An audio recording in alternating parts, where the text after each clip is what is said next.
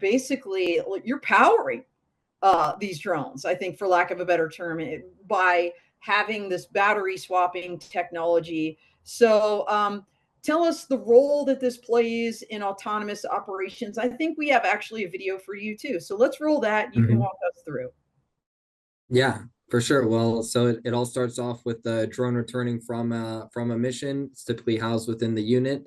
And then it goes and the system closes up, and then the little robot arm that we have inside swaps the battery with the aircraft so that it's ready to go again in just about 2 minutes. This is super helpful for just large mapping missions, or just when you need a drone in the air as quickly as possible in service of first responders or emergency response.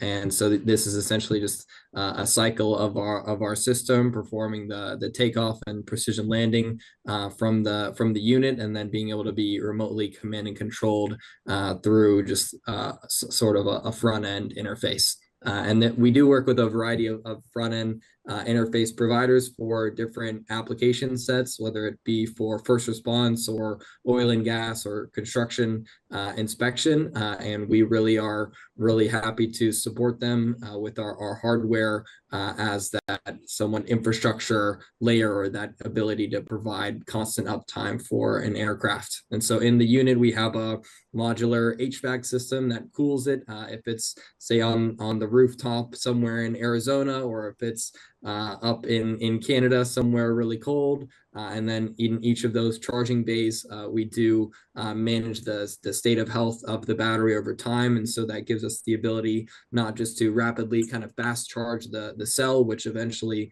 will damage it. We're able to have somewhat a longer life of each battery cell by being able to charge it in a healthy manner.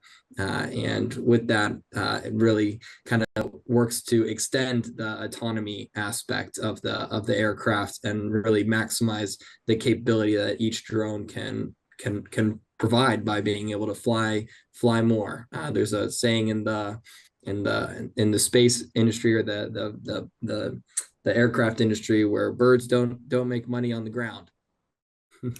100%. That is so true. And I love that, the range of temperatures that you've designed this for, because like you said, very different environment in Arizona than in Alaska, for example, or Canada, or North Dakota, as I said in the Air Force. Why not? Why not? Freezing's the reason, I mean, so, and, in terms of response time, I thought I saw on the slide 90 seconds. Like, that's how quick this thing can turn over a battery and get the drone back up. Yeah, exactly. Wow. And it's only getting faster.